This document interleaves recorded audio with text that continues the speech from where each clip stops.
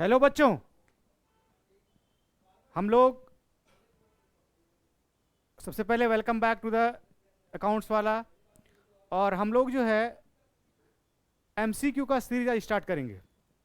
और जो एमसीक्यू आपके एग्जामिनेशन में पूछा जाने वाला है वो सारा एमसीक्यू आपका चैप्टर स्टार्टिंग चैप्टर से लेके इन चैप्टर तक मैक्रो इकोनॉमिक्स का पूरा एमसीक्यू जो है वो सारा आपके सामने अभी हम एक एक करके सारे एमसीक्यू के आपके जितने भी सैंपल पेपर के बुक के सारे एमसीक्यू है वो सारे इंपॉर्टेंट एमसीक्यू जो है हम करवाएंगे आपको।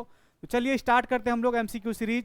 चलिए क्वेश्चन नंबर 1, सबसे पहला chapter basic concept of macroeconomics का क्वेश्चन नंबर 1 क्या बोल रहा है? कहता है final goods are used by. कह रहा है फाइनल गुड्स जो है वो किसके द्वारा यूज किया जाता है ना? फाइनल गुड्स जो है वो किसके द्वारा यूज किया जाता है?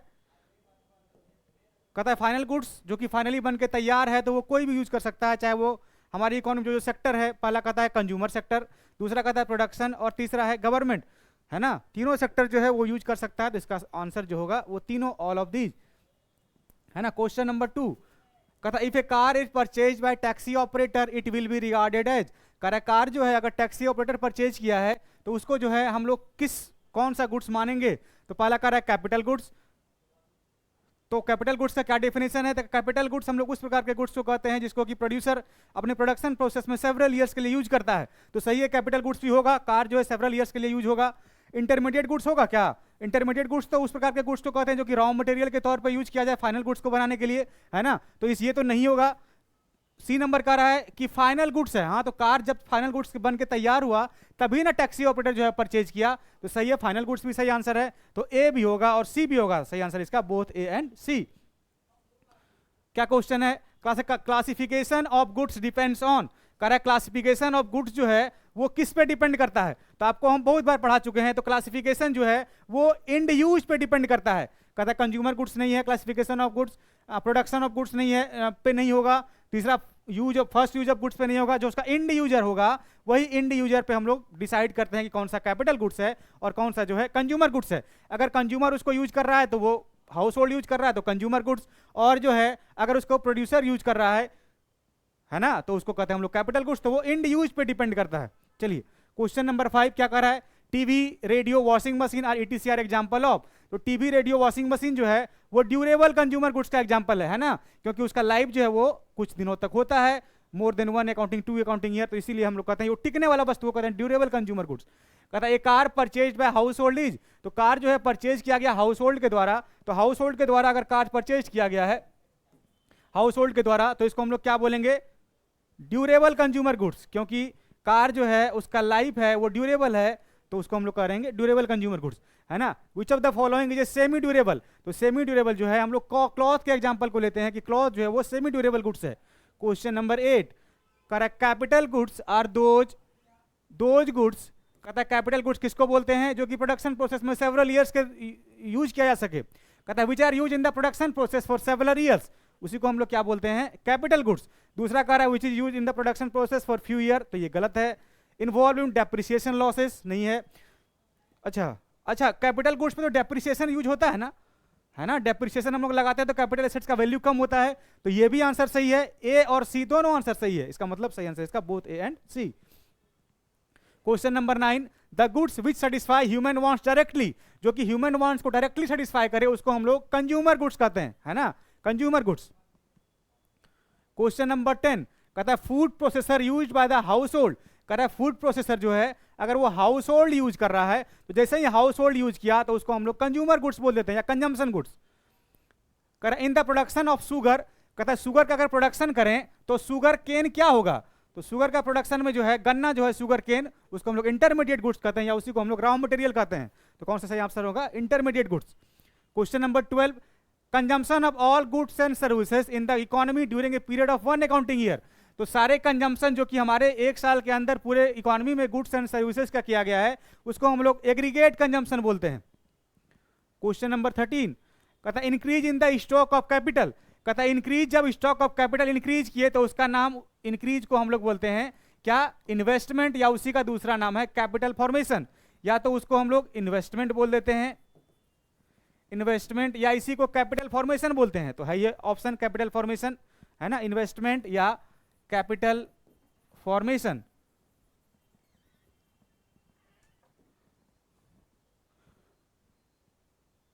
कहता है net investment is equal to, तो नेट इन्वेस्टमेंट जो है ग्रॉस इन्वेस्टमेंट में से जब डेप्रिसिएशन को हम लोग माइनस कर देते हैं तो उसी को हम लोग क्या बोलते हैं, नेट इन्वेस्टमेंट। तो ग्रॉस इन्वेस्टमेंट प्लस डेप्रिसिएशन ये गलत है, ग्रॉस इन्वेस्टमेंट माइनस डेप्रिसिएशन है ना, इनटू और डिवाइड तो होगा नहीं, तो सही आंसर इसका B.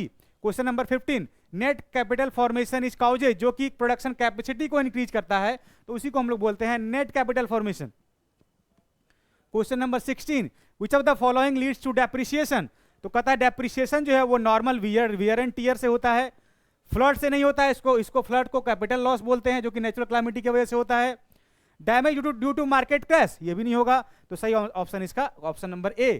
Question number 17, which of the following leads to unexpected obsolescence, unexpected obsolescence का मतलब होता है कि जो अनुमानित नहीं था, अचानक से हो गया, जैसे फ्लड जिसको हम लोग नेचुरल क्लैमिटी बोलते हैं, फ्लड हो गया, फायर हो गया, ये सब जो है नेचुरल क्लैमिटी में आता है। देखिए क्या ऑप्शन नंबर बी बता रहा है आपको नेचुरल क्लैमिटी के बारे में, तो ऑप्शन नंबर बी इसका सही आंसर।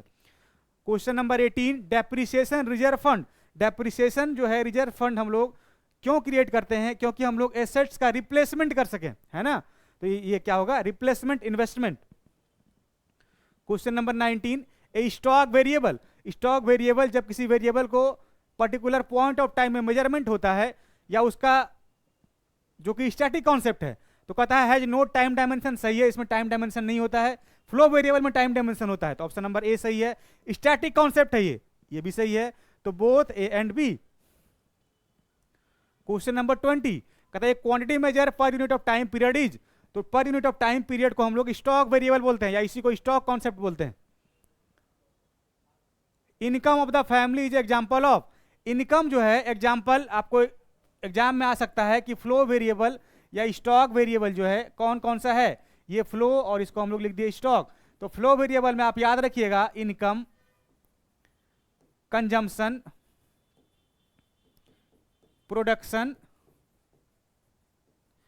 प्रोडक्शन, इन्वेस्टमेंट, ये सब जो है ये फ्लो वेरिएबल है। और स्टॉक वेरिएबल जिसको हम लोग पॉइंट ऑफ टाइम में मेजरमेंट करते हैं जैसे deposit kept in account, bank account, है ना, बैंक अकाउंट। दूसरा कहता है कि व्हीट या राइस स्टोर्ड इन गोडाउन, ये सब जो है स्टॉक कॉन्सेप्ट है। मनी एट जो है मनी सप्लाई, वो भी स्टॉक कॉन्सेप्ट है, तो ये सब को हम लोग बोलते हैं स्टॉक कॉन्सेप्ट। तो इसमें से कौन सा होगा, कहता है कि example of flow variable income of a family जो है वो कौन सा वेरिएबल है, तो इनकम जो है वो फ्लो वेरिएबल है, जहां की टाइम डायमेंशन हो कि गैप की 1 अप्रैल से लेके 31 मार्च तक, 1 अप्रैल से लेके 1 मई तक, है ना, तो ये सब जो है टाइम का गैप बताता हो। और अगर पर्टिकुलर पॉइंट ऑफ टाइम में 1 अप्रैल के डेट को, तो उसको हम लोग कहते हैं स्टॉक कॉन्सेप्ट, है ना। तो यहीं तक था आपका फर्स्ट चैप्टर। अब आगे हम लोग सेकंड चैप्टर का करते हैं, है ना।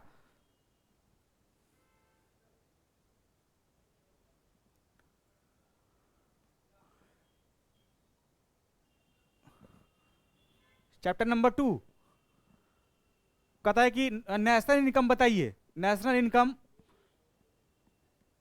और उसका जो रिलेटेड एग्रीगेट जो है उसके बारे में, उसका एमसीक्यू देखते हैं। कहता है financial help to a victim, कह रहा है विक्टिम को आप फाइनेंशियल हेल्प किए तो ये ट्रांसफर पेमेंट है ना, कौन सा है ये, ट्रांसफर पेमेंट, है ना, क्योंकि मदद के तौर पे आप किसी विक्टिम का जब हेल्प करते हैं तो वो एक ट्रांसफर पेमेंट है, फैक्टर नहीं।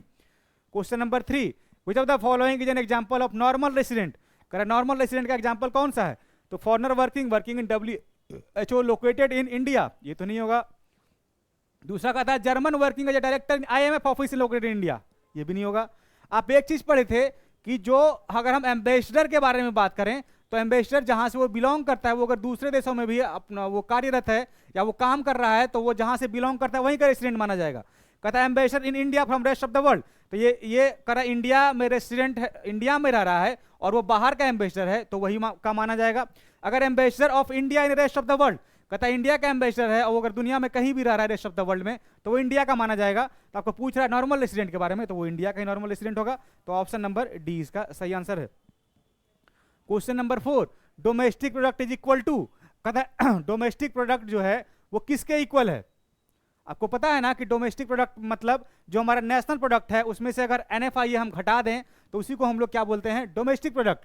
देखिए तो नेशनल प्रोडक्ट प्लस NFIA नहीं होगा, नेशनल प्रोडक्ट माइनस NFIA होगा। मतलब आपको पता है ना कि डोमेस्टिक और नेशनल वैल्यू बनाने के लिए हम डोमेस्टिक से नेशनल बनाने के लिए NFIA जोड़ देते हैं और नेशनल से डोमेस्टिक बनाने के लिए NFIA को माइनस कर देते हैं, है ना, NFIA को माइनस। तो आपको यहाँ पे नेशनल प्रोडक्ट है माइनस NFIA कीजिएगा तो आपको डोमेस्टिक प्रोडक्ट आ जाएगा। ऑप्शन नंबर बी इसका सही answer. Question number 5, national income refers to, national income में हम लोग सिर्फ फैक्टर इनकम को लेते हैं, ट्रांसफर इनकम को नहीं। तो कहता है फैक्टर इनकम ओनली, सही है ये। Income of only normal resident, जो कि हमारे नॉर्मल रेसिडेंट के द्वारा कमाया गया इनकम है, ये भी सही है। The sum total of domestic income and net factor income abroad, तो डोमेस्टिक इनकम में अगर NFIA जोड़ दीजिए आप तो ऑटोमेटिक वो नेशनल इनकम बन जाता है। तो तीनों ऑप्शन सही है, इसका मतलब सही इसका answer all of these. Question number 6, the difference between national income and domestic income क्या है? डोमेस्टिक इनकम और नेशनल इनकम के बीच का डिफरेंस जो है वो सिर्फ NFIA है, जिसको net factor income from abroad बोलते हैं हम लोग, है ना। तो आपके पास है क्या ऑप्शन? कहता है net factor income from abroad, consumption of fix capital. Consumption of fix capital का मतलब डेप्रिसिएशन होता है, तो नहीं होगा। इसका सही ऑप्शन जो है ऑप्शन नंबर जो है बी होगा, net factor income from abroad. Question number 7, कहता है national income include, national income में क्या इंक्लूड करते हैं? ओल्ड एज पेंशन, ये ट्रांसफर इनकम है। Money sent by NRI to his family, नहीं होगा क्योंकि वो बाहर है और यहाँ family. Transfer payment from rest of the world, ये भी नहीं होगा। तो तीनों ऑप्शन का इसका मतलब सही आंसर इसका all of these, sorry none of these. Which one includes depreciation, आपको पता, आप याद रखिएगा डेप्रिसिएशन, क्योंकि ग्रॉस में ऑलरेडी डेप्रिसिएशन इंक्लूड होता है। जी का मतलब ग्रॉस वैल्यू, है ना, ग्रॉस वैल्यू, और एन का मतलब नेट वैल्यू। तो नेट वैल्यू में डेप्रिसिएशन इन एक्सक्लूड, मतलब ये माइनस होकर रहता है, इट एक्सक्लूडेड इन डेप्रिसिएशन। और ग्रॉस वैल्यू में जो है डेप्रिसिएशन इंक्लूड रहता है ना। तो देखिए तो आपको ग्रॉस, जी का मतलब ग्रॉस है ना, और बाकी ये तीनों एन एन एन है ना, एन, ये तो नन ऑफ दीज है। तो नेट वाले में तो डेप्रिसिएशन इंक्लूड होगा नहीं, ये यूनिवर्सल ट्रूथ है, क्योंकि ग्रॉस जो है, ग्रॉस वैल्यू में डेप्रिसिएशन जो है वो इंक्लूड होता है। तो ऑप्शन नंबर ए इसका सही आंसर हो जाएगा, क्योंकि GNP पूछ रहा है, gross national product at market price, तो ग्रॉस में ही जो है डेप्रिसिएशन ऐड होता है। क्वेश्चन नंबर 9, कहता है net indirect tax are estimated as, NIT equal to होता है net indirect tax equal to indirect tax minus subsidy, है ना। इनडायरेक्ट टैक्स में से सब्सिडी को घटा दीजिए तो नेट इनडायरेक्ट टैक्स निकल जाएगा। देखिए इनडायरेक्ट टैक्स प्लस सब्सिडी नहीं होगा। ये देखिए option number C, indirect tax minus subsidy, NIT equal to IT minus subsidy. Question number 10, increase in the price of a commodity due to increase in taxes assume relevance in the estimations of NNP net national product at market price because of, अगर ये factor cost पे होता, इसका मतलब इसमें tax include नहीं है। इसका मतलब ये मार्केट प्राइस पे तभी बन रहा है जब NIT जो है इसमें इंक्लूड हो रहा है। तो NIT इंक्लूड होने के कारण से क्या हो रहा है, टैक्स इंक्लूड हो जाने के कारण से वो क्या हो रहा है, सामान महंगा हो जा रहा है ना। तो देखिए तो इसमें से कौन सा ऑप्शन बता रहा है आपको? Tax are compulsory payment, tax are transfer payment, tax are paid out of income of the household. Option number D, tax cause in rise in the market price of the commodity which otherwise would have been set at a lower price. अगर tax जो है वो नहीं use किया जाता market price में तो वो जो है फैक्टर कॉस्ट पे होता, क्योंकि फैक्टर कॉस्ट में टैक्स इंक्लूड नहीं होता है, इसके कारण से वो सामान सस्ता मिल रहा होता है मार्केट में। तो सही है ऑप्शन नंबर डी इसका सही आंसर होगा, क्योंकि मार्केट प्राइस में टैक्स इंक्लूड हो जाता है NIT, इसके कारण से वो सामान जो है टैक्स इंक्लूड होकर थोड़ा महंगा हो जाता है, अदरवाइज वो सस्ता मिल रहा होता है मार्केट में। ऑप्शन नंबर 11 कहता है which one leads two factor cost. Factor cost का फॉर्मूला याद है आपको कि फैक्टर कॉस्ट और मार्केट प्राइस जो है, हम लोग फैक्टर कॉस्ट से मार्केट प्राइस बनाने के लिए NIT को प्लस करते हैं और मार्केट प्राइस से फैक्टर कॉस्ट बनाने के लिए NIT को जो है माइनस करते हैं, है ना। तो देखिए इसमें market price minus indirect tax गलत है, ये market price minus net indirect tax, है ना। ये बिल्कुल सही है कि फैक्टर कॉस्ट बनाने के लिए मार्केट प्राइस में से NIT को माइनस करते हैं, और तो मार्केट प्राइस माइनस गलत है ये, प्लस ये गलत। तो ऑप्शन नंबर बी इसका सही आंसर। क्या क्वेश्चन नंबर 12 कह रहा है basis of the difference between the concept of market price and factor cost, तो वो NIT ही होता है, नेट इनडायरेक्ट टैक्स। चलिए option number D net indirect tax. Question number 13, market price of final goods and services including depreciation produced in the domestic territory, उसको हम लोग gross domestic product at market price बोलते हैं। जब भी final value of goods and services का बात करें आपके इकोनॉमी में जो भी प्रोड्यूस हुआ है और डेप्रिसिएशन इंक्लूड है, इसका मतलब उसको जीडीपी, डेप्रिसिएशन इंक्लूड मतलब ग्रॉस डोमेस्टिक टेरिटरी में प्रोड्यूस हुआ, इसका मतलब ये डोमेस्टिक इनकम, प्रोडक्ट का मतलब इनकम जो प्रोड्यूस हुआ है, और वो पूछ रहा है कि with in the domestic an accounting year, और वो मार्केट प्राइस पे होता है, इसी को हम लोग बोलते हैं GDP at MP. Question number 14, GNP at market price is measured an, है ना, कि जीएनपी जो है वो एमपी पे हम लोग कैसे मेजर करेंगे। तो आपको ऑप्शन देखिए आपके पास, कर रहा है GDP MP gross domestic product at market price minus depreciation. आपको पूछ रहा है क्वेश्चन में कि आप जीएनपी एमपी बनाइए, और ऑलरेडी जी पे है तो डेप्रिसिएशन माइनस कर देंगे तो एन बन जाएगा ना, तो ऑप्शन नंबर ए तो इसका गलत आंसर हो जाएगा, क्योंकि जैसे ही हम डेप्रिसिएशन घटाएंगे उसमें तो नेट बन जाएगा, और क्वेश्चन में आपको ग्रॉस पूछ रहा है। Option number B, GDP at market price plus NFIA, तो GDP at market price domestic से आपको यहाँ नेशनल चाहिए ना, तो डोमेस्टिक में अगर एनएफआईए ऐड कर देंगे तो नेशनल बन जाएगा, है ना, और जीएनपी एट मार्केट प्राइस है ही, तो ऑप्शन नंबर बी जो है इसका करेक्ट आंसर हो रहा है। ऑप्शन नंबर सी चेक करते हैं, GNP at market price plus subsidy. आप जीएनपी एट मार्केट प्राइस में सब्सिडी अगर जोड़िएगा तो सब्सिडी ऑलरेडी मार्केट प्राइस में जुड़ा होगा, और तो इसमें ये तो ऑप्शन गलत है। ऑप्शन नंबर डी बोल रहा है कि एनडीपीएफसी, है ना, नेट आपको चाहिए ग्रॉस और उसमें एनएफआईए, तो ये भी ऑप्शन गलत होगा, इसका मतलब ऑप्शन नंबर बी इसका सही आंसर।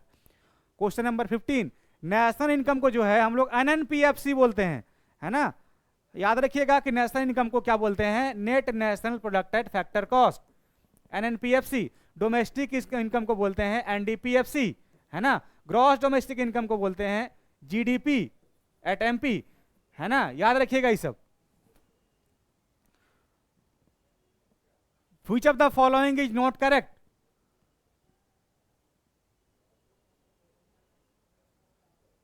करेक्ट कौन सा जो है इसमें से करेक्ट नहीं है, खोजिए कौन सा करेक्ट नहीं है, इसका मतलब करेक्ट खोजिए, तो बाकी जो बच जाएगा वो इनकरेक्ट है।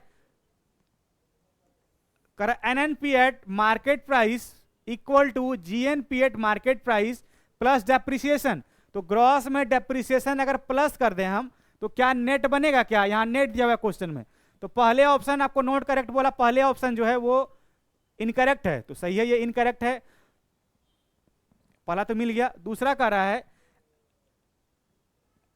कर NDP at market price equal to NNP at market price minus NFIA, बिल्कुल एनएन आपको एनएनपी एमपी है मार्केट प्राइस, और इसमें से अगर एनएफआईए माइनस कीजिएगा तो एनडीपी एमपी बन जाएगा, सही है ये ऑप्शन। तो आपको पूछ रहा है इनकरेक्ट, तो उस हिसाब से ये गलत है।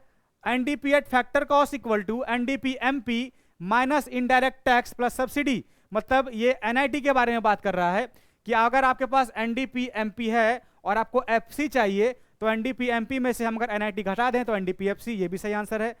तीसरा बोल रहा है GDP FC equal to gross domestic product factor cost, तो एनडीपी एफसी में अगर डेप्रिसिएशन अगर आप जोड़ दीजिए तो ग्रॉस बन जाएगा, ये भी सही है। इसका मतलब तीनों ऑप्शन सही है, ये तीनों ऑप्शन सही है, और पूछ रहा है आपको इनकरेक्ट, तो इसका मतलब ये तीनों गलत हो गया, तो इनकरेक्ट यही है, ऑप्शन नंबर ए जो है इसका सही आंसर।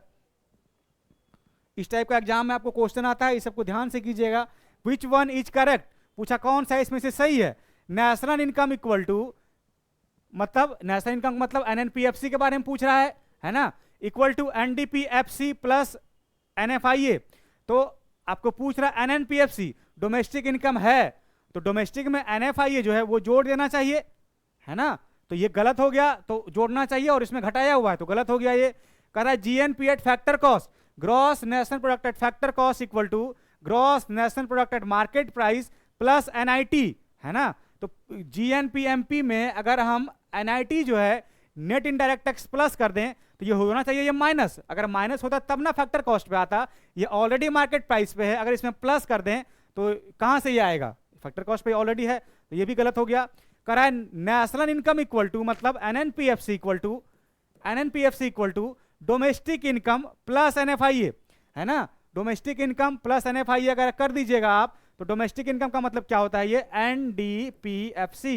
एनडीपीएफसी में अगर हम एनएफआईए जोड़ दें तो डोमेस्टिक है प्लस एनएफआईए जोड़ें तो नेशनल इनकम बन जाएगा, सही बात है। डी पूछ रहा है GDP at factor cost equal to NDPFC minus depreciation, तो नेट है इसमें डेप्रिसिएशन प्लस करना चाहिए था ना, ये भी गलत हो गया, इसका मतलब सही आंसर जो है ये सी नंबर होगा, है ना, डोमेस्टिक इनकम में अगर आप एनएफआईए जोड़िए तो वो नेशनल इनकम बन जाएगा। Question number 18, which of the following statement is incorrect. Correct, कौन सा स्टेटमेंट जो है वो इनकरेक्ट है, तो बताइए आप कौन सा स्टेटमेंट इनकरेक्ट है। Correct, gross domestic product at market price की जीडीपीएमपी है ना, ये जीडीपीएमपी है, और GDPMP equal to GDPFC plus NIT, कि एफसी में अगर आप एनआईटी जोड़ दीजिए तो मार्केट प्राइस से बन जाता है, तो ऑप्शन नंबर ए सही है।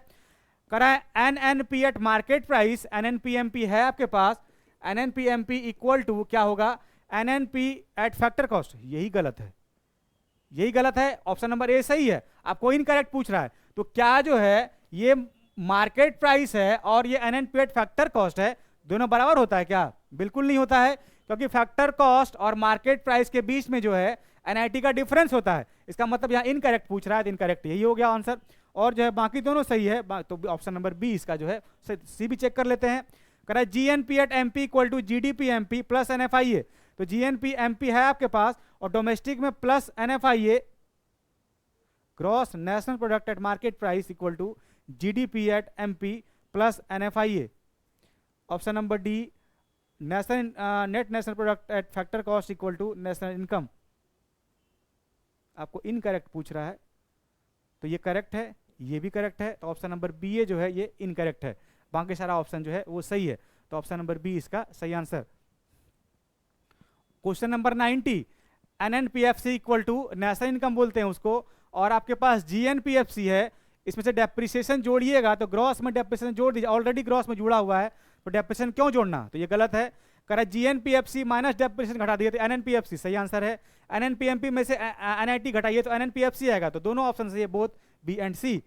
Question number 20, sum of factor income equal to क्या होता है, नेशनल इनकम। क्वेश्चन नंबर 21 कहता है real national income means, real national income हम लोग उस प्रकार के नेशनल इनकम को बोलते हैं जो कि बेस ईयर के प्राइस पे कैलकुलेट किया जाता है, जिसको हम लोग कहते हैं रियल जीडीपी।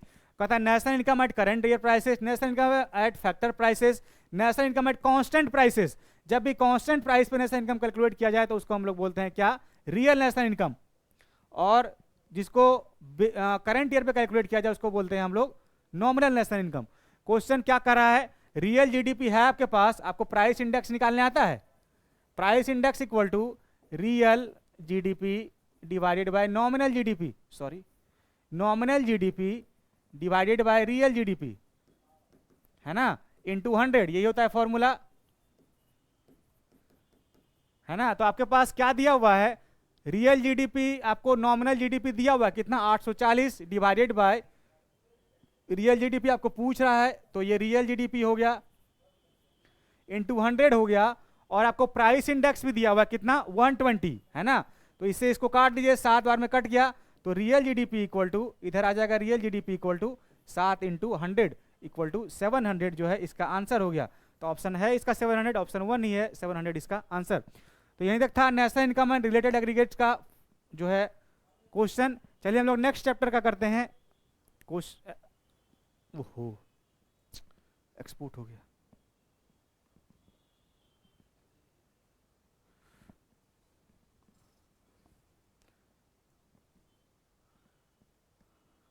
ये method of calculating national income.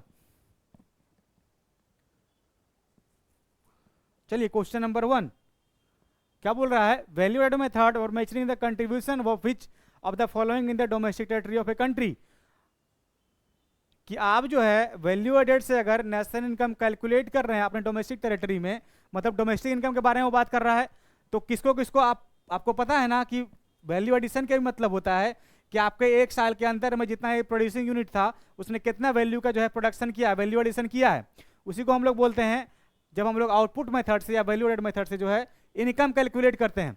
तो बताइए, तो हाउस होल्ड के द्वारा तो नहीं किया जाएगा क्योंकि ये प्रोडक्शन नहीं करता है, ये कंजम्पशन करता है ना, तो फर्स्ट ऑप्शन नहीं होगा। दूसरा बोल रहा है producer enterprises owned by the resident, आपको पूछ रहा है डोमेस्टिक टेरिटरी में, तो डोमेस्टिक टेरिटरी में तो रेसिडेंट प्लस नॉन रेसिडेंट दोनों के द्वारा कमाया गया इनकम या प्रोडक्शन किया गया, प्रोड्यूस किया गया इनकम है ना। तो कहता है producing enterprises by the resident, तो रेसिडेंट तो होगा ही, और ओन्ड बाय नॉन रेसिडेंट, तो दोनों है ना, रेसिडेंट प्लस नॉन रेसिडेंट दोनों, तो ऑप्शन नंबर बी एंड सी जो है दोनों आंसर सही है।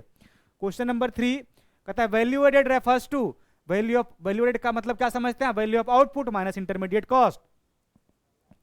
Question number 4, difference between closing stock and opening stock is, उसको हम लोग चेंज इन स्टॉक बोलते हैं, है ना।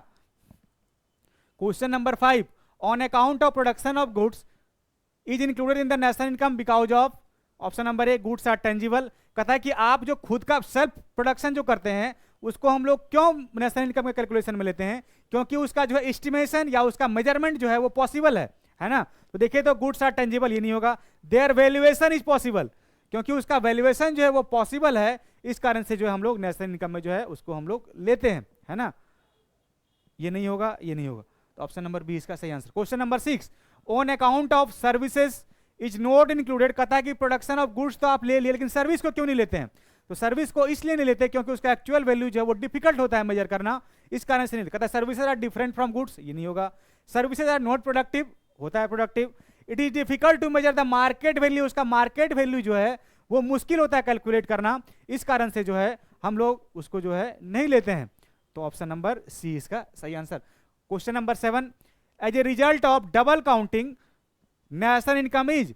कहता है दो बार जब आप डबल काउंटिंग हो जाता है तो उसका वैल्यू जो है वो बढ़ जाएगा ना, तो ओवर एस्टिमेटेड हो जाएगा। वो दो बार हो गया तो वैल्यू ओवर एस्टिमेट हो गया। Question number 8, problem of double counting avoided.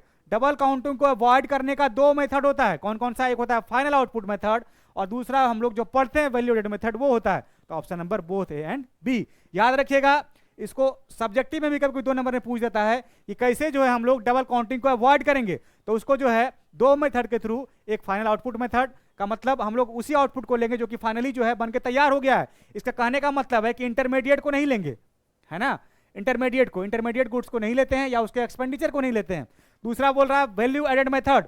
तो वैल्यू एडेड मेथड जो है हम लोग जानते हैं कि इसको हम लोग value of output minus intermediate cost, तो वैल्यू ऑफ आउटपुट में से इंटरमीडिएट कॉस्ट घट गया तो उसी को हम लोग कहते हैं वैल्यू एडिशन। तो ये दो मेथड होता है, बोथ ए एंड बी इसका सही answer. Question number 9, correct compensation of employee includes, है ना, कि कंपनसेशन ऑफ एम्प्लॉई में हम लोग कौन कौन सा चीज कहता है? उसको कैश में मिल जाए तो salary wages in cash, correct kind में भी मिल जाए हाँ तो भी होगा। तीसरा बोल रहा है पेंशन और रिटायरमेंट, रिटायरमेंट भी पेंशन के टाइम मिलता है। और एक चीज बोलता है कि आप पढ़े हैं ना, जैसे सीओई में compensation in cash, compensation in kind, या पेंशन फंड, या contribution in social security fund. तो एक नहीं है इसमें, बाकी 3 है, तो ऑल ऑफ दीज इसका सही आंसर। क्वेश्चन नंबर 10, कहता है which of the following is irrelevant in the estimation of compensation of employ. कहता है किसको जो है इररिलेवेंट है? कहता है पहला, कहता है कि fee accommodation provided to the school principal. तो स्कूल प्रिंसिपल अगर फी प्रोवाइड किया तो है, इसको लेंगे, वो इनकम बना उसका। दूसरा बोल रहा है क्योंकि ये एम्प्लॉय का इनकम है ना, तो उसके इनकम में ये इंक्लूड होगा। कहता है free accommodation student whose parents are working in school. उसके अगर वो स्कूल, अगर उसका गार्जियन वहाँ काम नहीं कर रहा था, दूसरे जगह अपने बच्चे को पढ़ाता, तो वहाँ भी फी लगता उसका, तो एक तरह से पैसा बचा तो उसके इनकम मानते हैं हम लोग। कहता है wages and salary in cash, cash में अगर वेजेज एंड सैलरी मिल गया तो वो भी इनकम है इसको, तो तीनों आएगा। और ओल्ड एज पेंशन जो है, जिसको हम लोग वृद्धा पेंशन बोलते हैं, वो सरकार के द्वारा एक असिस्टेंस या हेल्प दिया जाता है कि जो लोग काम नहीं करते हैं उसको बिना कमाया गया इनकम बोलते हैं, जिसको हम लोग ट्रांसफर इनकम बोलते हैं, है ना, इसको ट्रांसफर इनकम बोलते हैं। और ट्रांसफर इनकम में जो है हम लोग नेशनल इनकम के वैल्यूएशन में जो है या कंपनसेशन ऑफ एम्प्लॉय में नहीं लेते हैं। तो ऑप्शन नंबर डी जो है इसका सही आंसर। ऑप्शन नंबर 11 क्वेश्चन करा operating surplus means, operating surplus rent, royalty, interest, profit को बोलते हैं। तो देखिए तो क्या क्या है, रेंट, इंटरेस्ट, प्रॉफिट। सही आंसर है option number A, rent interest plus compensation of employ. तो कंपनसेशन ऑफ एम्प्लॉय का पार्ट ही है ना ऑपरेटिंग सरप्लस, तो ये तो होगा नहीं। करा NDPF equal to compensation of employ minus mix income of self employed, है ना। कंपनसेशन ऑफ एम्प्लॉय जिसका पार्ट है कौन कौन सा? कंपनसेशन ऑफ एम्प्लॉय में वेजेज, सैलरी इन काइंड। आपको पता है ना कि ऑपरेटिंग सरप्लस निकालने के लिए क्या क्या बोलते हैं? Rent and royalty plus interest और प्लस प्रॉफिट, ये तीनों को जोड़ दें तो इसी को बोलते हैं ऑपरेटिंग सरप्लस। और इसको हम लोग क्या बोलते हैं जब इसको टोटल जोड़ दें तो इसको एनडीपीएफसी बोलते हैं, है ना, डोमेस्टिक इनकम। तो आप बताइए एनडीपीएफसी में से हम सीओई घटा दें, मिक्स इनकम की घटा दें, तो बचेगा क्या हमारे पास? क्या बचेगा? ऑपरेटिंग सरप्लस बचेगा ना, तो ऑपरेटिंग सरप्लस इक्वल टू ये भी हो जाएगा। तो दोनों ऑप्शन सही है, इसका मतलब बोथ ए एंड सी इसका सही answer. Option number question number 12, which of the following item is not included while estimation of national income by income method. Income method में जो है कौन सा, अच्छा रेंट एंड रॉयल्टी को लेते हैं, सही बात है, मिक्स इनकम को भी लेते हैं, फिक्स इन्वेस्टमेंट को नहीं लेते हैं। फिक्स इन्वेस्टमेंट क्योंकि ये हम लोग जब इन्वेस्टमेंट करते हैं इन्वेस्टमेंट एक्सपेंडिचर मेथड तब लेते हैं, अनडिस्ट्रीब्यूटेड प्रॉफिट को लेते हैं। तो इसका सही आंसर जो है option number C, fix investment. Question number 13 क्या बोल रहा है, which of the following is not a part of final expenditure, कि फाइनल एक्सपेंडिचर का कौन सा पार्ट नहीं है, जो इंटरमीडिएट होगा वही फाइनल नहीं होगा। कहता है consumer goods purchase by government, तो ये फाइनल है क्योंकि गवर्नमेंट फाइनल एक्सपेंडिचर में लेते हैं इसको। Consumer goods exported in the rest of the world, कि फाइनल बनके तैयार हुआ तभी ना आप बाहर भेजे इसको, तो ये भी फाइनल है। Seeds purchase by the farmer, कह रहे बीज अगर परचेज किया गया फार्मर पे द्वारा, तो किसान के द्वारा अगर बीज परचेज किया जा रहा है उससे वो प्रोडक्शन करेगा कुछ अदर चीज का, तो वो रॉ मटेरियल हुआ वहां पे, तो ये जो है रॉ मटेरियल को हम लोग नहीं लेते हैं। और गवर्नमेंट फिक्स इन्वेस्टमेंट एक्सपेंडिचर इसको भी लेते हैं, तो इसका सही आंसर जो है ऑप्शन नंबर सी, क्योंकि ये रॉ मटेरियल है, इंटरमीडिएट कंजम्पशन है, और पूछ रहा है आपको फाइनल एक्सपेंडिचर कौन सा है, तो फाइनल गुड्स पे जो एक्सपेंडिचर होगा उसी को फाइनल एक्सपेंडिचर बोलेंगे। तो ऑप्शन नंबर सी जो है इसका सही answer. Option number question number 14, which of the following is not an element of final consumption expenditure, तो जो फाइनल एक्सपेंडिचर कौन सा नहीं है, तो जो इंटरमीडिएट एक्सपेंडिचर होगा उसी को नहीं बोलेंगे फाइनल। कहता है house hold expenditure on food, ये हाउस होल्ड किया खर्च तो उसको हम लोग बोलते हैं consumption expenditure bye house hold, तो है ये फाइनल। गवर्नमेंट भी किया फाइनल, तो ये भी फाइनल है। House hold expenditure on education, ये भी फाइनल है। एक्सपेंडिचर ऑन रॉ मटेरियल पे एक्सपेंडिचर को हम लोग क्या बोलते हैं, इंटरमीडिएट गुड्स पे किया गया एक्सपेंडिचर उसको हम लोग इंटरमीडिएट कॉस्ट बोलते हैं, तो ये जो है इसमें नहीं आएगा, तो ऑप्शन नंबर डी जो है इसका सही answer. 15, gross domestic capital formation is, gross domestic capital formation को हम लोग क्या बोलते हैं, है ना, तो कह रहा है कि एक्सपेंडिचर ऑन फिक्स्ड एसेट्स, ठीक है, फिक्स्ड एसेट्स पे भी करते हैं एक्सपेंडिचर, प्लस इन्वेंट्री पे भी gross domestic capital formation plus change in stock, ये भी सही है। कहता है net domestic fixed capital formation plus inventory investment plus depreciation, और ऑप्शन नंबर डी बोल रहा है बोथ बी एंड सी। तो एक्सपेंडिचर ऑन फिक्स्ड एसेट्स जो है, हम फिक्स्ड एसेट्स पर एक्सपेंडिचर करें, आपको पूछ रहा है कैपिटल फॉर्मेशन का मतलब sum total capital, gross domestic capital formation का मतलब क्या है, तो ग्रॉस डोमेस्टिक कैपिटल फॉर्मेशन का मतलब होता है gross domestic fixed capital formation plus change in stock, है ना, तो चेंज इन स्टॉक, तो gross domestic fixed capital formation कौन सा है इसमें से, gross domestic fixed capital formation plus change in stock, सही है ये। नेट डोमेस्टिक कैपिटल फॉर्मेशन में अगर हम लोग डेप्रिसिएशन जोड़ दें तो gross domestic fixed capital formation बन जाएगा, प्लस इन्वेंट्री इन्वेस्टमेंट को ही हम लोग चेंज इन स्टॉक बोलते हैं, तो ऑप्शन नंबर बी और सी दोनों सही है, तो ऑप्शन नंबर डी जो है इसका सही आंसर है। तो एक्सपेंडिचर और सिर्फ फिक्स्ड एसेट्स अगर दिया है तो हम लोग ग्रॉस डोमेस्टिक कैपिटल फॉर्मेशन इसको नहीं मानते। Question number 16, which of the following is not included in inventory investment, inventory investment में जो किसको नहीं लेते हैं, कहता है change in stock of finish goods, इसको लेते हैं इन्वेंट्री इन्वेस्टमेंट में। Change in stock of semi finish goods, ये भी आता है। Change in stock of raw material, ये भी आता है। चेंज इन सेल्स को नहीं लेते हैं क्योंकि सेल्स जो है वो आउटपुट का जो हम लोग प्रोडक्शन करते हैं, और पिछले साल का सेल जो भी सेल्स था उसके चेंज को हम लोग जब हम लोग इन्वेंट्री इन्वेस्टमेंट में नहीं लेते हैं, क्योंकि वो सामान बिक गया है तो हमारा स्टॉक नहीं है वो, तो इसलिए हम लोग उसको नहीं लेते हैं। Question number 17, household inventory is not included in national income, a stock concept both A and B, तो कहता है कि हाउस होल्ड इन्वेंट्री को जो है नेशनल इनकम में लेते हैं क्या, हाउस होल्ड को, स्टॉक कॉन्सेप्ट कहता है हाउस होल्ड इन्वेंट्री, क्योंकि आप देख सकते हैं कि इन्वेंट्री जो है वो हमारे यहाँ कितना स्टॉक में पड़ा हुआ है, ठीक है, ये तो सही है। बोथ एंड भी तो सही है। घर के कहता है कि हाउस होल्ड में जो स्टॉक पड़ा हुआ है फाइनली अगर वो एक्सपेंडिचर के तौर पे हुआ तो इसको सही बात है, इसको नहीं लेंगे, स्टॉक कॉन्सेप्ट है, सही है ये, तो दोनों बोथ एंड भी जो है इसका दोनों सही आंसर है। तो question number 18, which of the following is item is not included while estimation of GNP of at market price, तो sales of enterprises, indirect taxes, remittances by NRI या सब्सिडी, करेक्ट किसको नहीं लेंगे, तो रेमिटांस अगर NRI non resident Indian के द्वारा किया गया है तो हमारे वो लिए वो ट्रांसफर इनकम बन गया, उसके लिए ट्रांसफर पेमेंट बन गया, तो इसको हम लोग नहीं लेते हैं। Option question number 19, remittances from relative working abroad are not included in national income, है ना, और ये ट्रांसफर पेमेंट भी है, तो दोनों है, तो बोथ ए एंड बी इसका जो है सही answer. Question number 20, which of the following is not included in national income, receipt of a gift check by sent your parent settle abroad, repatriation of wages earned by NRI to their parents in India, excise duty on, तो तीनों option जो है, क्योंकि अगर check भेजा गया है जो कि पेरेंट्स जो कि बाहर सेटल है तो अब्रॉड से भेजते हैं तो यहाँ नहीं आएगा। Repatriation of wages earned by NRI है तो नहीं आएगा। Excise duty on domestic production ये भी नहीं आएगा। तो ऑल ऑफ दिस जो है इसका सही आंसर होगा। Question number 21, which are the following is a not a transfer payment, कौन सा है ट्रांसफर पेमेंट नहीं है? तो कहता है इंटरेस्ट ऑन नेशनल डेट, ये है ट्रांसफर पेमेंट।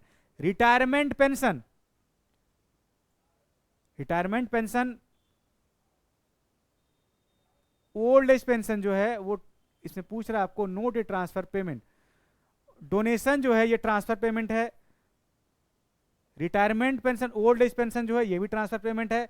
इंटरेस्ट और नेशनल डेट ये भी ट्रांसफर पेमेंट है। और रिटायरमेंट पेंशन जो आप पेंशन इनकम मेथड में पढ़े हैं, तो वो पेंशन जो कि सरकार को जो है रिटायरमेंट होने पे कर्मचारी को या एम्प्लॉय को दिया जाता है, उसको हम लोग कहते हैं क्या, रिटायरमेंट पेंशन। और उसको हम लोग, क्योंकि वो इनकम है एम्प्लॉय का, तो उसको हम नेशनल इनकम में लेते हैं। तो ऑप्शन बी जो है इसका सही आंसर है।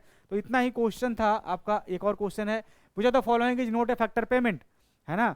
कहता है free uniform to a defence personal, तो दिया गया फ्री में तो है transfer. Salary to the members of parliament, rent to the owner of a building. और ऑप्शन नंबर डी बोला स्कॉलरशिप, तो स्कॉलरशिप जो है वो दिया जाता है फ्री में, तो इसको हम लोग कहते हैं क्या, स्कॉलरशिप गिवन टू स्टूडेंट। जो स्कॉलरशिप अगर सरकार देती है स्टूडेंट को तो वो नहीं कमाया गया इनकम है, उसके तरफ से वो ट्रांसफर पेमेंट है, तो इसी को हम लोग बोलते हैं ट्रांसफर पेमेंट। इतना ही था आपका क्वेश्चन जो कि 22 था नेशनल इनकम में मेथड में। और हम लोग नेक्स्ट को चैप्टर करते हैं, और नेक्स्ट चैप्टर है हम लोग का मनी, है ना। चलिए मनी,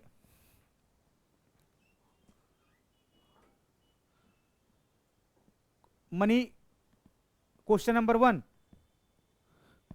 क्या बोलते हैं, which of the following is commonly accepted as a definition of money.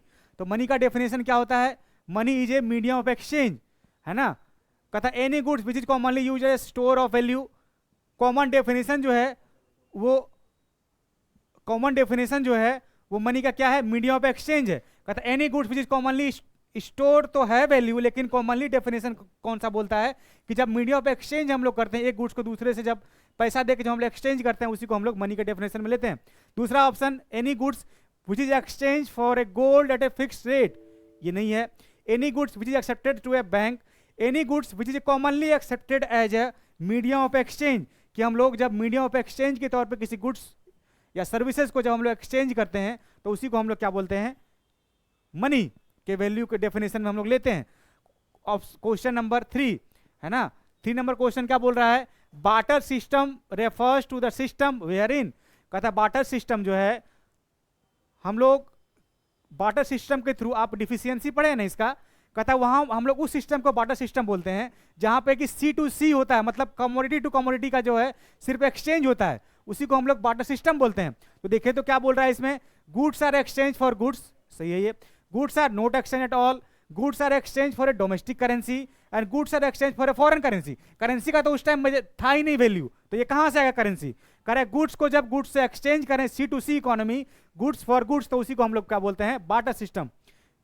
करे क्वेश्चन नंबर 4 क्या बोल रहा है, which of the following is a typical characteristics of barter system, कि इसमें जो है कौन सा टिपिकल कैरेक्टरिस्टिक्स है बार्टर सिस्टम का। कहता है मीडियम ऑफ एक्सचेंज तो नहीं है, क्योंकि वो मनी का कॉन्सेप्ट था नहीं, एक्सचेंज नहीं कर सकते थे। डबल कोइंसिडेंस ऑफ वांट्स, कह रहा है जब जो है दोनों तरफ से जरूरत हो सामान का, हमको जो चाहिए और आपको भी वो चाहिए, तब हम लोग गुड्स का गुड्स से एक्सचेंज करते हैं। तो ऑप्शन नंबर बी जो है इसका सही आंसर है। कहता है कॉमन यूनिट ऑफ अकाउंट, ये नहीं होगा, ये तो मनी का है, स्टैंडर्ड ऑफ पेमेंट ये भी नहीं होगा, तो ऑप्शन नंबर बी जो है इसका आंसर है। इंट्रोडक्शन ऑफ मनी हैज, कह रहा है कि मनी का इंट्रोडक्शन का कौन सा इसमें से जो है कैरेक्टरिस्टिक्स है। पहला कह रहा है separate the act of sale and purchase of individual. दूसरा बोल रहा है kind the act as a sale and purchase of individual. तो अगर आपको सामान खरीदना है पर्सनली, तो इंडिविजुअल का सेपरेट एक्ट है ना, कि कोई जाता है सामान खरीदने के लिए, वो पैसा देता है और बदले में जो है अपना सामान लेता है, तो उसको हम लोग क्या बोलते हैं, individual, the act of sale and purchase of individual. और दूसरा बोल रहा है combined the act and sale purchase of individual. तो कंबाइंड में तो नहीं होता है, क्योंकि साथ में जो है ये होता नहीं है। ऑप्शन नंबर सी कहता है expanded the scope of sale and purchase, कि यह जो है एक्सपेंड करता है सेल एंड परचेज के जो है स्कोप को। तो option number A, option number C दोनों सही है, तो इसका आंसर कौन सा हो जाएगा, both A and C. Question number 6, money that is issued by the authority of government. जो गवर्नमेंट के द्वारा जो अथॉरिटी मनी जो है वो इशूड किया जाता है या पब्लिक के पास जो होता है, जिसमें कि करेंसी नोट्स भी आता है, कॉइन भी होता है, उसको हम लोग क्या बोलते हैं, फिएट मनी बोलते हैं, है ना। क्वेश्चन नंबर 7 कहता है कि money which is accepted as a medium of exchange, the trust between payer and payee is called. तो पेयर और पेई के ट्रस्ट के बीच में जो है उसको हम लोग फिड्यूशियरी मनी बोलते हैं, है ना। क्वेश्चन नंबर 8 कहता है full bodied money is that money whose money value and commodity value are. कहता है कि फुल बॉडीड मनी किसको बोलते हैं, तो जिसका मनी वैल्यू और कमोडिटी वैल्यू दोनों बराबर हो, कहां, मार्केट में, उसी को हम लोग क्या बोलते हैं, फुल बॉडीड मनी। और अगर वैल्यू ज्यादा हो जाए तो उसको क्रेडिट मनी बोलते हैं, मनी का वैल्यू ज्यादा हो जाए तो। कहता है money when money value exceeds the commodity value, तो कमोडिटी वैल्यू अगर कम हो और मनी वैल्यू ज्यादा हो तो उसको हम लोग क्रेडिट मनी बोलते हैं। क्वेश्चन नंबर 10 कहता था primary function of money is, primary function जो है मनी का, दो प्राइमरी फंक्शन है और दो सेकेंडरी फंक्शन है। प्राइमरी फंक्शन कहता है फर्स्ट, कहता है मीडियम ऑफ एक्सचेंज और मेजर ऑफ वैल्यू या कॉमन यूनिट ऑफ वैल्यू, उसको बोलते हैं प्राइमरी फंक्शन। और सेकेंडरी फंक्शन जो है जिसको हम लोग बोलते हैं क्या, ट्रांसफर पेमेंट, या जिसको हम लोग बोलते हैं कि आप जो है उसको स्टोर ऑफ वैल्यू भी बोलते हैं, है ना, कि आप उसको स्टोर करके भी रख सकते हैं, या डेफर्ड पेमेंट भी कर सकते हैं, या ट्रांसफर भी कर सकते हैं। तो उसी को देखिए तो इसमें प्राइमरी पूछ रहा है, तो ट्रांसफर ऑफ वैल्यू तो नहीं होगा क्योंकि ये सेकेंडरी है। मेजर ऑफ वैल्यू होगा, मीडियम ऑफ एक्सचेंज दोनों है, तो बोथ बी एंड सी जो है इसका सही answer. Option number, question number 11 कह रहा है money as a standard for deferred payment lead to, तो जब आप पेमेंट को डेफर करते हैं, है ना, फ्यूचर में पेमेंट करते हैं, तो उस मार्केट को हम लोग बोलते हैं फाइनेंशियल मार्केट, है ना, कमोडिटी मार्केट नहीं। कहता है dynamic function of money are related to, तो डायनेमिक फंक्शन जो है मनी का वो रिलेट करता है स्टेबिलिटी और ग्रोथ ऑफ इकोनॉमी के, है ना। Question number 13 supply of money जो है ये स्टॉक कॉन्सेप्ट है, हमेशा से याद रखिएगा क्योंकि ये डेफिनेशन बताता है कि सप्लाई ऑफ मनी जब पब्लिक के पास सर्कुलेट कर रहा है, चाहे वो पब्लिक के पास हो चाहे पब्लिक का बैंक के पास पड़ा हुआ हो, तो उसको हम लोग बोलते हैं मनी सप्लाई। और ये स्टॉक कॉन्सेप्ट है, ये पर्टिकुलर पॉइंट ऑफ टाइम में मेजरमेंट किया जाता है।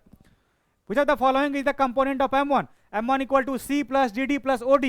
आपको हम बताए हैं कि M1 इक्वल टू होता है C plus DD plus OD, तीनों को जब हम मिला देते हैं तो उसको हम लोग क्या बोलते हैं, M1। तो देखिए तो demand deposit, cash reserve of the commercial bank,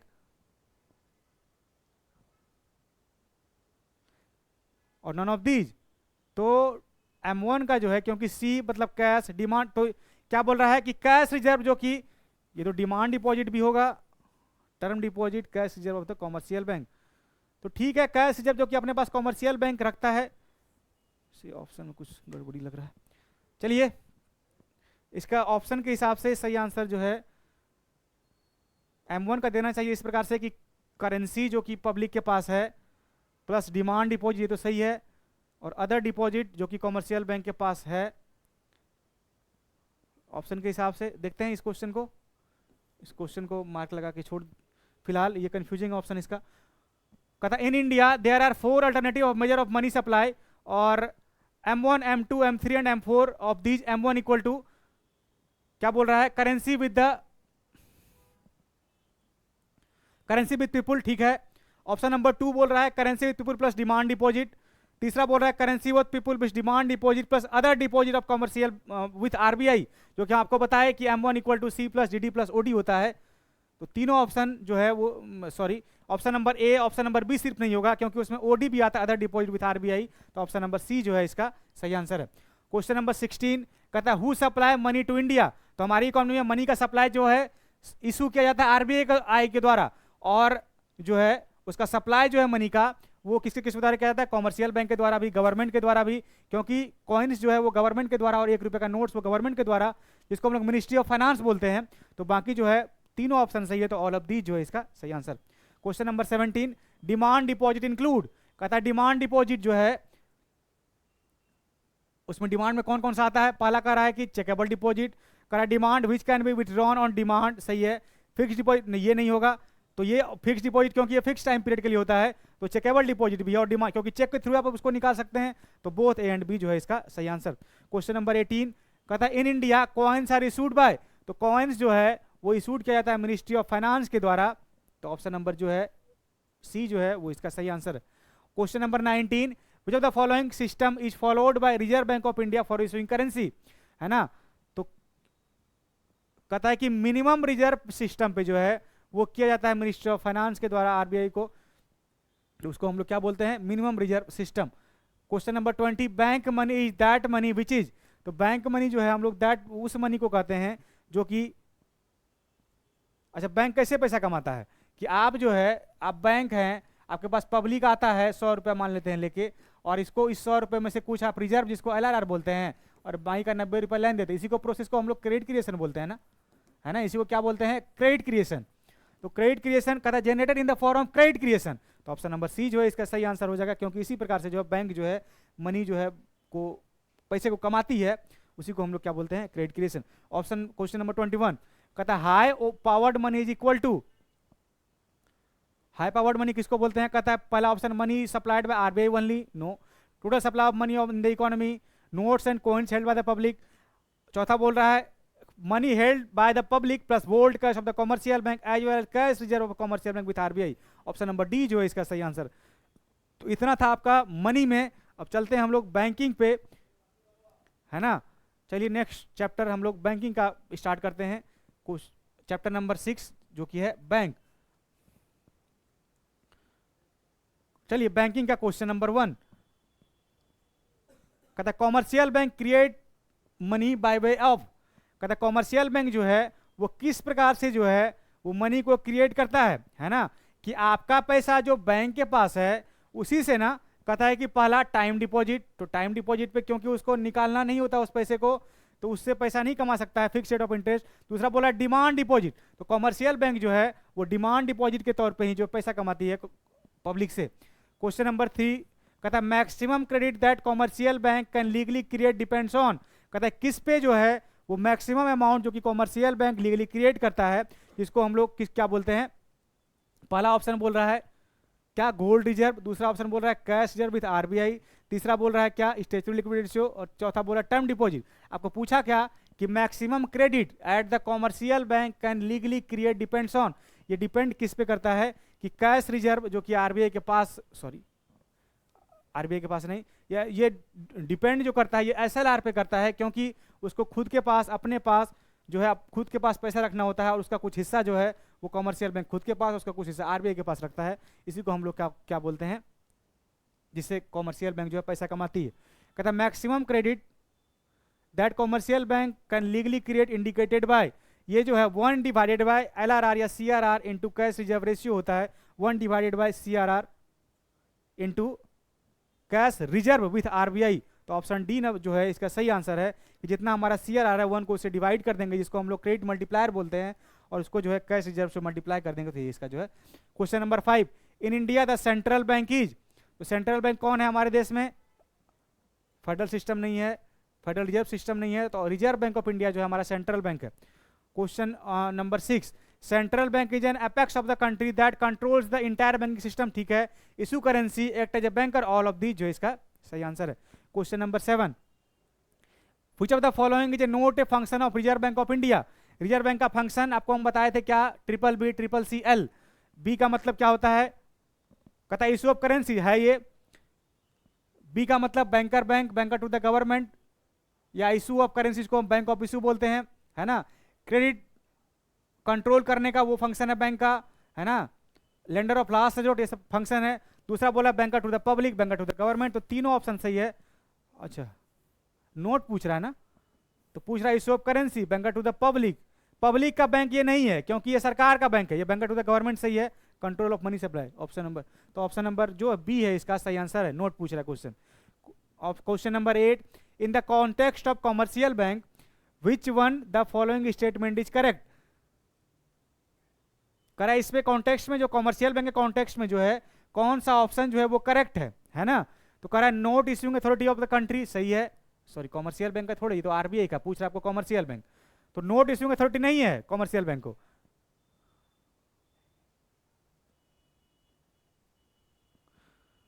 चलिए creates credit on the basis of cash reserve, हाँ कॉमर्शियल बैंक क्रेडिट क्रिएशन करता है कैश रिजर्व पे।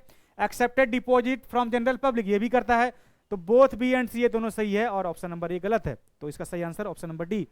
Question number 9, the main of the commercial bank, तो main option जो objective होता है commercial bank का प्रॉफिट अर्न करने का होता है ना, सोशल वेलफेयर नहीं होगा, to earn profit. Question number 10, credit control means, credit control means inflation को कंट्रोल करना और डिफ्लेशन को कंट्रोल करना। तो क्या बोलता है यहाँ पे, कॉन्ट्रैक्शन ऑफ क्रेडिट का मतलब इन्फ्लेशन को कंट्रोल करना, एक्सटेंशन ऑफ क्रेडिट का मतलब डिफ्लेशन को कंट्रोल करना। तो दोनों सही आंसर है, तो एक्सटेंशन एंड कॉन्ट्रैक्शन जो है ये दोनों होगा। Which of the following is not an instrument of credit control, कौन सा इसमें क्रेडिट कंट्रोल का ऑप्शन नहीं है? तो CRR है, SLR है, बैंक रेट है, माइनस फ्लोटिंग नहीं है, क्योंकि माइनस फ्लोटिंग जो है वो हम लोग पढ़ते हैं, माइनस फ्लोटिंग जब RBI मैनेज करती है उसको माइनस फ्लोटिंग बोलते हैं, और वहां पे उसको हम लोग पढ़ते हैं फॉरेन एक्सचेंज रेट में। तो ऑप्शन नंबर ए बी ये नहीं है, आपको पूछ ही रहा है कि नोट, तो ऑप्शन नंबर डी जो है इसका सही आंसर होगा, बाकी तीनों है ना। करा next question, which of the following does not come under the quantitative method of money cut। आपको दो मेथड है, एक पहला है क्वांटिटेटिव मेथड, क्वांटिटेटिव, और एक है क्वालिटेटिव, है ना। तो इसमें से आप क्या क्या पढ़े हैं, पहला पढ़े हैं CRR, दूसरा पढ़े हैं SLR, उसके बाद पढ़े हैं बैंक रेट, एक पढ़े हैं रेपो रेट, एक पढ़े हैं रिवर्स रेपो रेट, है ना, रिवर्स रेपो रेट, ये सारा पढ़े हैं आप। और एक पढ़े हैं ओपन मार्केट ऑपरेशन, इसको क्वांटिटेटिव मेथड बोलते हैं, ये याद करके जाइएगा एग्जाम में, इससे क्वेश्चन पूछने का बहुत प्रोबेबिलिटी रहता है। क्वालिटी में क्या पढ़े हैं, मोरल सुएशन, क्रेडिट रेशनिंग या रेशनिंग ऑफ क्रेडिट, और तीसरा बोलते हैं मार्जिन रिक्वायरमेंट, है ना, मार्जिन रिक्वायरमेंट। तो पूछ रहा है इसमें does not come under the quantitative, तो क्वांटिटेटिव में जो नहीं होगा, देखे तो कहता ओपन मार्केट तो आता है क्वांटिटेटिव में, कैश रिजर्व रेशियो ये भी आता है, मोरल सुएशन क्वालिटेटिव में आता है। तो ये जो है इसका सही आंसर होगा, क्योंकि ये जो है इसको पूछ रहा है डज नॉट कम, तो option number C. Repo rate भी आता है क्वांटिटेटिव में, तो तीनों आएगा, ये नहीं आएगा। चलिए 13, कहता open market operation in the instrument of credit control performed by, कहता ओपन मार्केट ऑपरेशन किसके द्वारा कंट्रोल किया जाता है, किसके द्वारा perform, the central bank of a country, commercial bank of a country, both and B. तो मोरल ओपन मार्केट ऑपरेशन जो है वो सेंट्रल बैंक के द्वारा किया जाता है, कॉमर्शियल बैंक के द्वारा नहीं। अच्छा, लेकिन करता तो RBI है, लेकिन कॉमर्शियल बैंक के थ्रू RBI करती है, तो लेकिन वो उसका अथॉरिटी RBI के पास है, तो सही आंसर इसका सेंट्रल बैंक ही होगा। क्वेश्चन नंबर 14 कहता है reverse repo rate, reverse repo rate हम लोग उस रेट को कहते हैं जब कॉमर्शियल बैंक अपना एक्सेस पैसा वो RBI के पास रख देते जिस रेट पे, उसको हम लोग कहते हैं रिवर्स रेपो रेट। कहता है जनरेट्स इंटरेस्ट इनकम, दूसरा कह रहा है to increase to curve inflation. कहता है रिवर्स रेपो रेट क्यों बढ़ाया जाता है, ठीक है, इन्फ्लेशन को कंट्रोल करने के लिए, is not a policy rate. तो कहता है कि इंटरेस्ट इनकम, जब इंटरेस्ट रेट को बढ़ाया जाता है तो ये तो रिवर्स रेपो रेट, क्योंकि जब RBI कॉमर्शियल बैंक के पास सरप्लस पैसा देखती है तब ना वो रेट को इस रेट को बढ़ाती है। तो ये जो है to increase the curve inflation, ये इसका सही आंसर है, बाकी बोथ एंड भी नहीं होगा इसका आंसर, इसका ऑप्शन नंबर बी सही आंसर होगा। Question number 15 the percentage of demand deposit which the commercial bank are legally required to maintain, liquid के फॉर्म में जब मेंटेन करे तो उसको हम लोग कहते हैं रिवर्स रेपो रेट, है ना। लिक्विड के फॉर्म में जब एक होता है कि अपना रिजर्व पैसा जब कॉमर्शियल बैंक RBI के पास रखता है उसको बोलते हैं CRR, और अपने खुद के पास in the form of liquid asset, in the form of share, debenture, bond, इसके रूप में रखता है तो उसको हम लोग कहते हैं SLR, है ना। तो इसका सही आंसर जो है वो SLR होगा। Option number 6, question number 16 SLR requires the commercial bank to build their liquidity assets by way of, कहता है कि किस प्रकार से जो है SLR जो है वो कॉमर्शियल बैंक को liquid asset by way of किस प्रकार से करती है। कहता है reserve of cash, reserve of gold, reserve of unencumbered security, तीनों है SLR में, तीनों आता है, reserve of cash, reserve of gold या कैश के रूप में या गोल्ड के रूप में या अनकम्बर्ड सिक्योरिटीज में शेयर, डिवेंचर, बॉन्ड आता है। Question number 16 under SLR commercial bank required to keep the fraction of dash in the form of liquid asset, है ना। कहता है कि टोटल जो है वो डिमांड डिपॉजिट का जो है, टोटल डिपॉजिट का वह हिस्सा जो कि कॉमर्शियल बैंक वो करता है उसको हम लोग कहते हैं लिक्विड एसेट्स। क्वेश्चन नंबर 18 कहता है with an increase in the requirement the availability of credit in the economy, कि with an increase in the requirement